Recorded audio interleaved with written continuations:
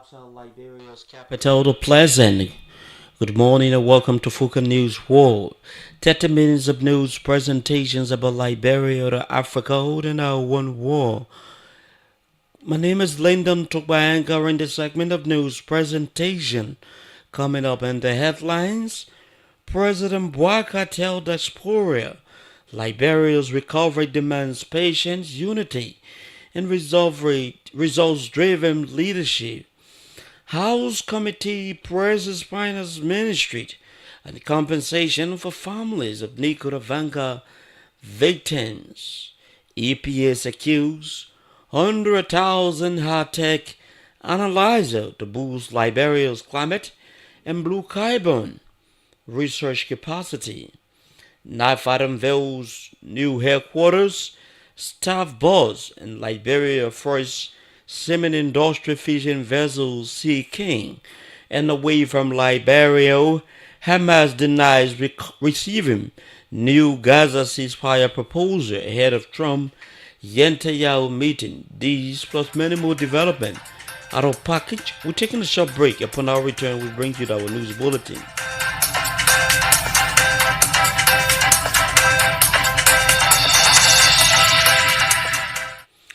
Welcome back, Musa Sherry, with our news bulletin. Good morning, Musa. Good morning, Linda. President Joseph Boakai has addressed Liberians in the diaspora, saying his administration inherited deep-rooted national challenges that cannot be solved overnight. He made the remark at the first Liberian Annual Diaspora Conference in Washington, D.C. President Boakai noted that multiple institutions were underperforming, the economy was weakening, and the national security framework had deteriorated significantly before his Unity Party-led government took office.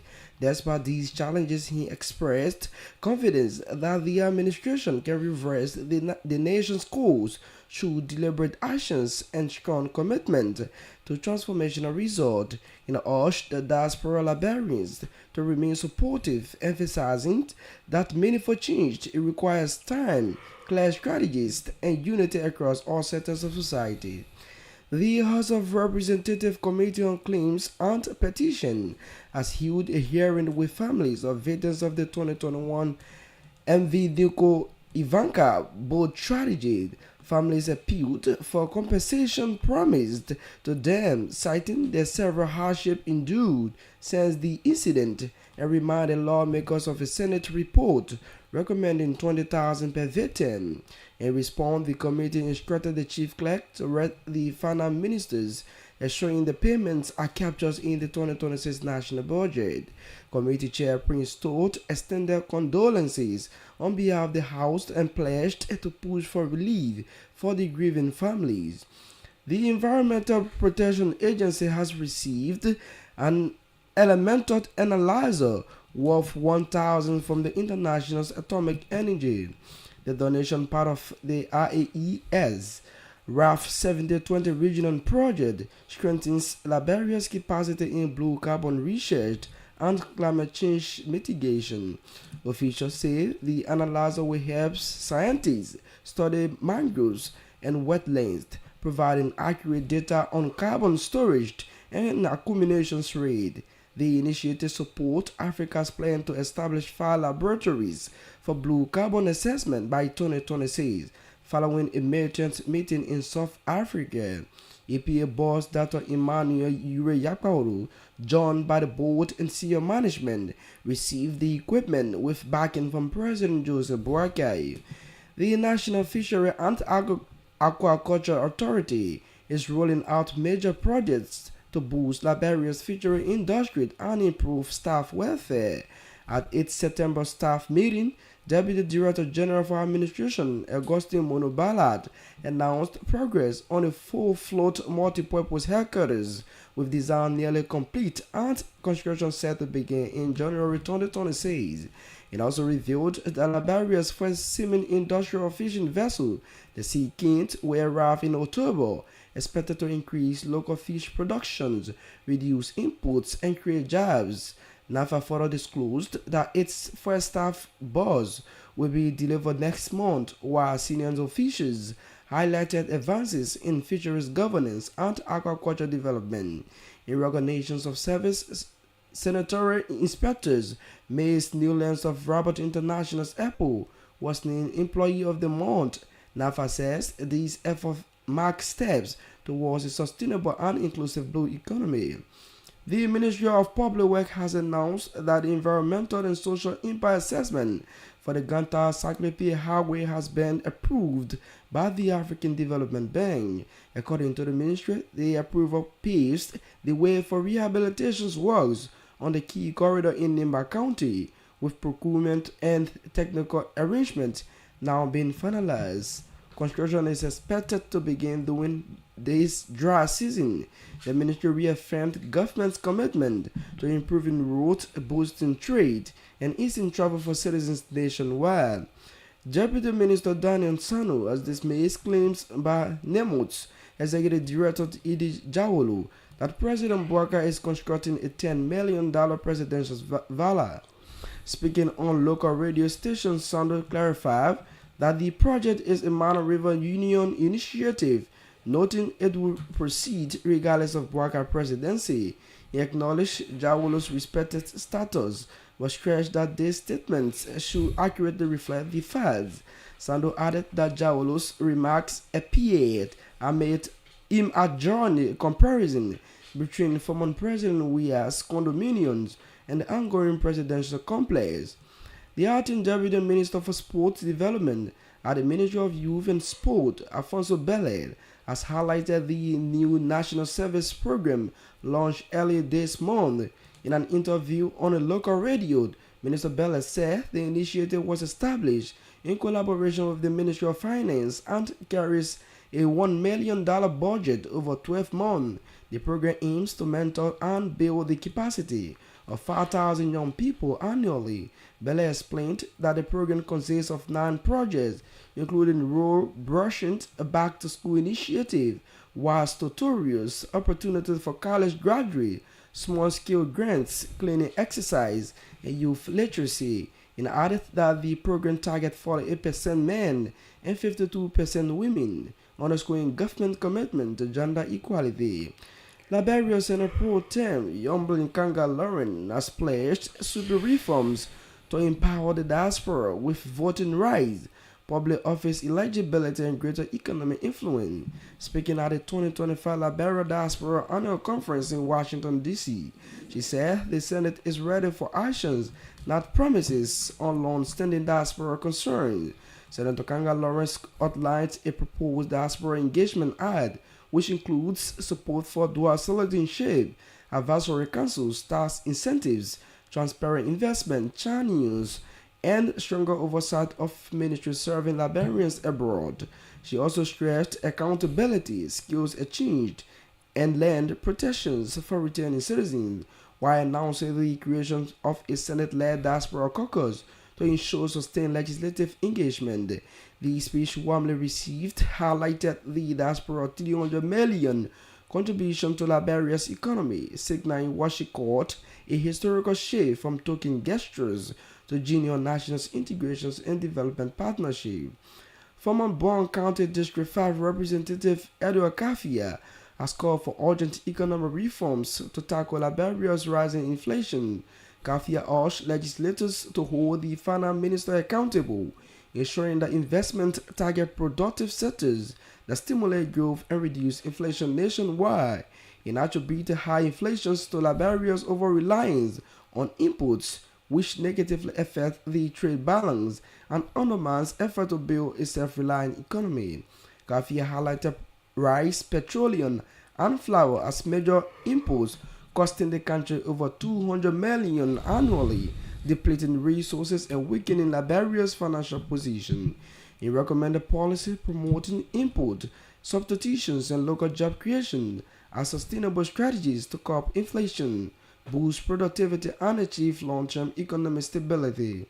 Unity Party Chairperson Luther Tapper says flourishing the CDC from power was a patriotic duty while predicting brighter days ahead. He hailed Unity partisans for their resilience and assured that President Joseph Boakai and the party have not forgotten their efforts. Tapia contrasted past and present leadership, citing the 16 billions missing saga and the martial bill by the former president versus Bouaka opens of Eastern Road. He noted that mature governance improved the country, pointing to reduced drug trafficking and effort to redeem young people from addiction.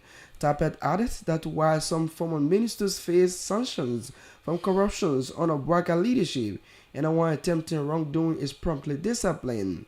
The Liberia National Police has announced the first group of 45 beneficiaries of the LNP Cotton University Scholarship Program. The recipients include LNP officers, civilian staff, and members of the Liberia National Fire Service. In a release, the LNP described education as a powerful tool for transforming policing and public safety. The statement emphasized that fostering learning and personal development will help cultivate a new generation of security professionals whose knowledge and integrity will strengthen their service to the nation. The LNP viewed the initiative as a significant step in rebuilding the security sector with bright and capable minds, where education and service go hand in hand. Lofa County District 1 Representative Thomas Fowler says he's stepping away from party politics and has pledged to support the government's agenda. Representative Fowler described himself as an objective and independent political thinker, noting that this does not prevent him from backing leaders or policies he believes in. He expressed support for President Joseph Boaká's agenda and policy, stressing that this commitment goes beyond words to include practical steps towards implementation. Highlighting more than 20 years of experience in national governance, Representative Fowler said he is not just an ordinary lawmaker. He recalls serving both in oppositions and in the ruling position, adding that those experiences have shaped him into a more balanced and independent political actor. The Ministry of Foreign Affairs says it remains committed to engaging Liberians abroad in support of national development. Over the weekend, Foreign Minister Sarah Beslo Yanti addressed the Liberia Diaspora Annual Conference in Washington, D.C., where she called for unity, reconciliation, and shared prosperity. Minister Yanti announced a partnership with the Kingdom of Morocco to establish a diaspora database to track the skills, locations, and contributions of Liberians worldwide. She also highlighted Liberia's historic election as a non-permanent member of the UN Security Council for the first time. The foreign minister urged Liberians abroad to work with the government to build a stronger nation for current and future generations. The Liberia Drug Enforcement Agency says it is committed to educating students on the dangers of drugs and substance abuse through its ongoing awareness program. Over the weekend, the LDA Prevention and Community Outreach Sessions conducted a school-based session at Fort Maiden Christian Academy in the Oro community aimed at sensitizing students on the harmful effects of drugs. Chief of Prevention Grace Morbat and her theme cautioned that substances such as kush, tramadol, and marijuana not only damage physical and mental health, but also hinder academic performance and future opportunities. The outreach officers encourage students to make positive life choices, remain focused on their studies, and serve as ambassadors against drug abuse in their schools and communities. The agency stressed that the initiative is part of its nationwide Say No to Drugs campaign designed to strengthen awareness and resilience against substance abuse across Liberia. The Civil Service Agency says it viewed with grave concerns report of a planned nationwide go slow by faculty members of public universities and colleges. CSA Director General Josiah Joker has urged all faculty to remain calm, exercise restraint, and continue teaching without interruption. He reminded civil servants that grievances must be addressed through the proper redress outlined in the CSA Human Resource Policies Manual and Standings Order. The agency further warned that any instructor or professors who abandons duty or fails to perform responsibilities will face administrative action under civil service regulation. The CSA emphasized that the continuity of academic activity is essential and called for the cooperation of all public universities and colleges. The Ministry of Health says it is expanding the West African Health Organization's health centers in Tiwo District and Cape Town County to improve healthcare access in the region. The ministry noted that along with WAHUD, it conducted a joint-site supervision on Sunday to assess progress on the project. The expansion will include new maternal and child health unit with an operating theater trash area, waste management systems, generator, and 25 kVA solar system. This is a reminder that you are listening to Focus News World, 30 minutes of news presentations about Liberia, Africa, and our one world. A recap of major headlines we are following on this news presentation. President Bouaka tells the period Liberia's recovery demands patience, unity, and results-driven leadership. House Committee praises Finance Ministry and compensation for families of Nicaraguan victims. EPA secured 100,000 high-tech analyzer to boost Liberia climate and blue carbon research capacity. NAFAD unveils new headquarters. Staff boss, Liberia first seaman industrial fishing vessel Sea King, and away from Liberia, Hamas denied receiving new Gaza ceasefire proposal ahead of Trump Netanyahu meeting. We're taking a short break. Upon our return, we bring you the actual voices of those making the news.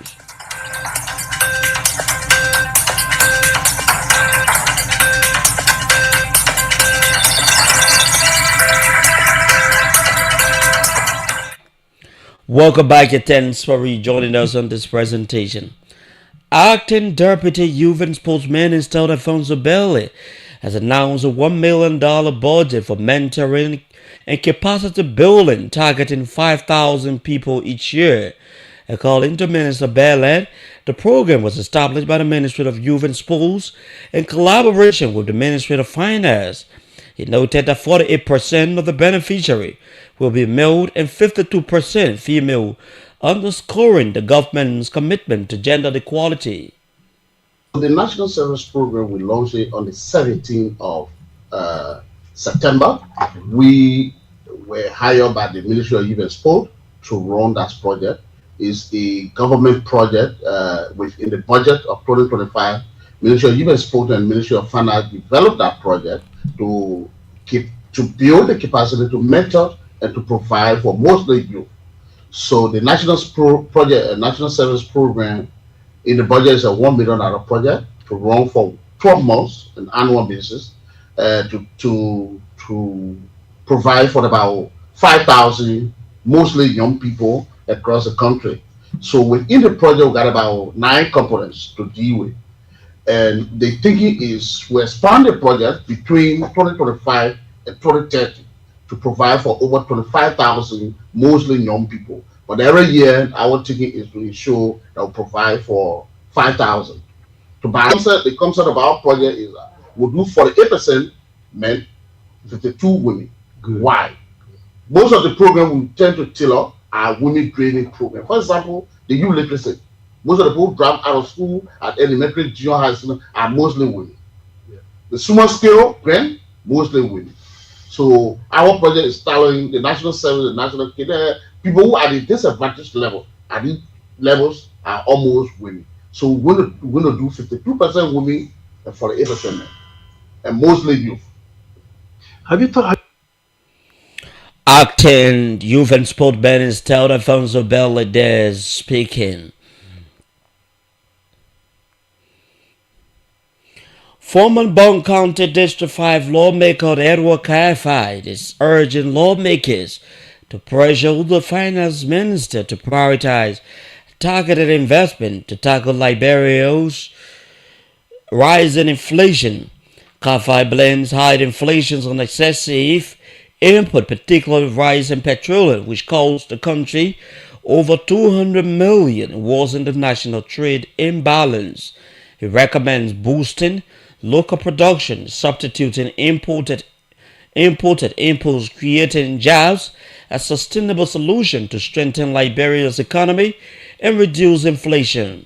I think they are trying, they are doing their best. the only thing they need to do is to actually hold the finance minister accountable to make sure that he invests in the economy and spend the money in sectors that will spur growth and reduce our inflation, because there's too much inflation because we are not producing more. So your trade balance is actually negative, meaning you're spending more outside than the one that comes in. The amount that comes in is less than the amount you spend. Take that for West, for example, you spend what, 200 million on right? How many income do you take that will give you what, 200 million? Petroleum, and you name them. Flour, this one. So import substitution should be a strategy to lower inflation from a double digit to a single, and that could be in the form of local job creation, but not at the expense of quality. Like we're talking about people saying that steel oil and all that. The steel oil here is substandard. They are not, the quantity and quality does not match. And from Bone County District 5 lawmaker Edward Kafa there speaking on the economy.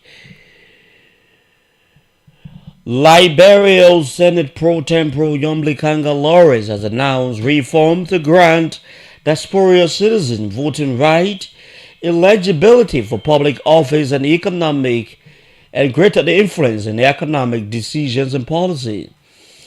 She emphasized the Liberian diaspora is more than a source of remittance. It is a reservoir of talent, investment, advocacy, and patriotic commitment.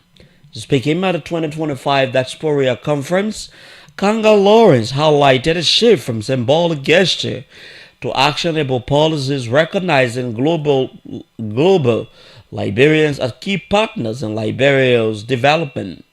Liberian Senate champion a comprehensive diaspora engagement agenda rooted in appropriate legislation, oversight, and national unity. This includes passing the Diaspora Engagement Act to institutionalize dual citizenship rights, establish a Diaspora Advisory Council, supporting fiscal incentives that will remove barriers to diaspora-led investments, including tax reforms, ensuring accountability through public hearings, budgetary provisions, and performance audits on diaspora funding, advancing education and skills transfer for legislating university collaborations, and incentivizing the return of diaspora professionals, strengthening legal protections for returning diaspora Liberians, especially on land rights, establishing a Senate-led Diaspora Affairs Caucus, reviving constitutional and electoral reforms, clarifying the eligibility for public office, championing national unity and reconciliation by promoting inclusive dialogue.